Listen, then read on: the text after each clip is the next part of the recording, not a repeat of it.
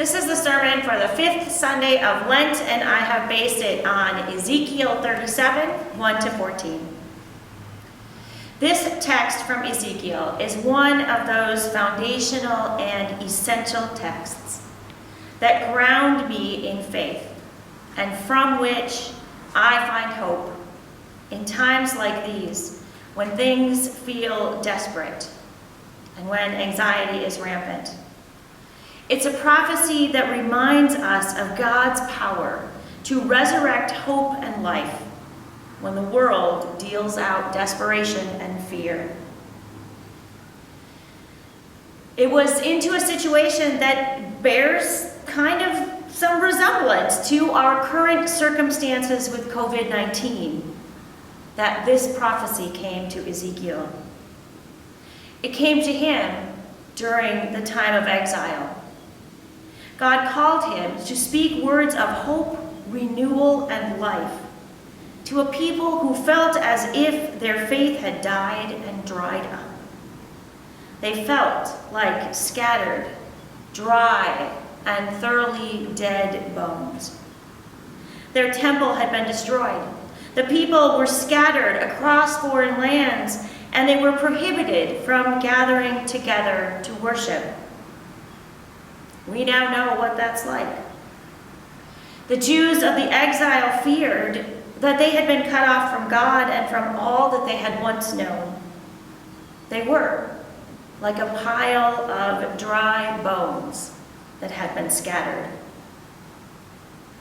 And yet, despite the fact that the situation seemed utterly hopeless, God called on Ezekiel to speak, to prophesy to that scattered and demoralized people, to speak the words of God to them, and then to call on the breath of God, the wind, the Spirit, to blow over them.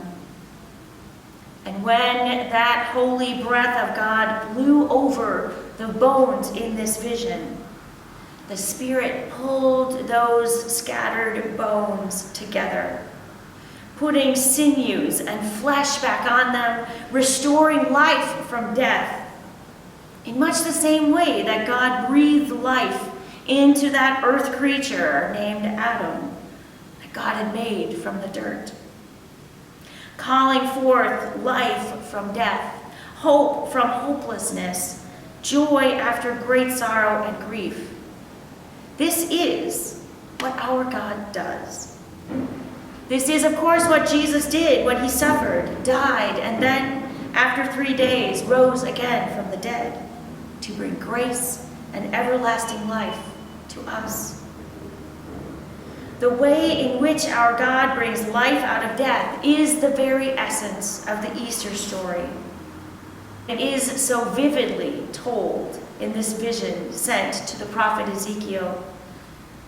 And it was a vision that did help pull the Jewish people through a time of hopelessness and despair. It was a story that helped to knit the people and their faith back together. This vision helped give them a renewed sense of hope and trust that even in the very worst of times, even when it seemed that all hope was lost, when it can seem as if we have been entirely cut off, the Spirit of God, that breath, wind, fire, and life of God is right there with us, breathing life again. That's a reminder I think we all need this week.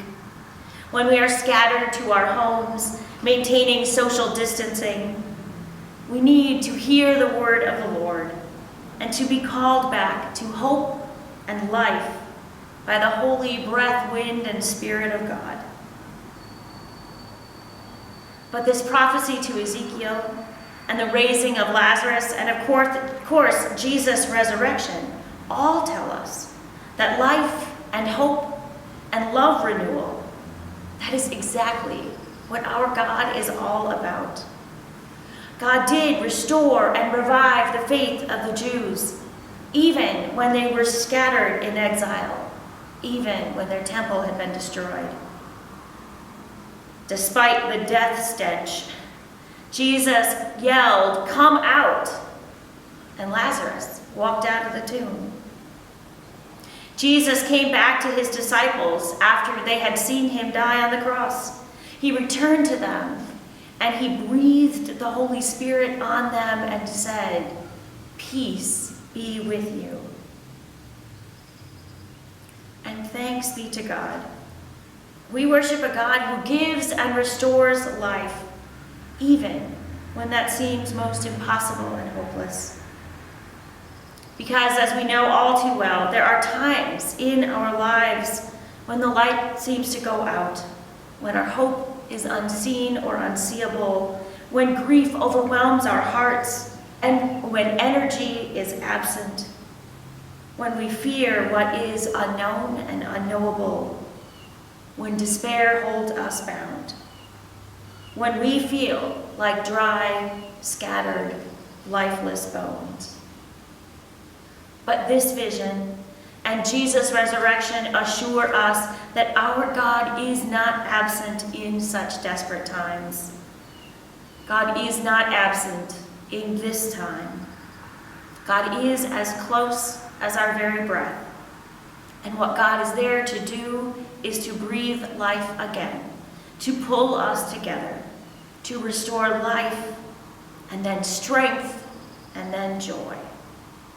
May the holy and life-giving breath of God fill you and give you Christ's peace.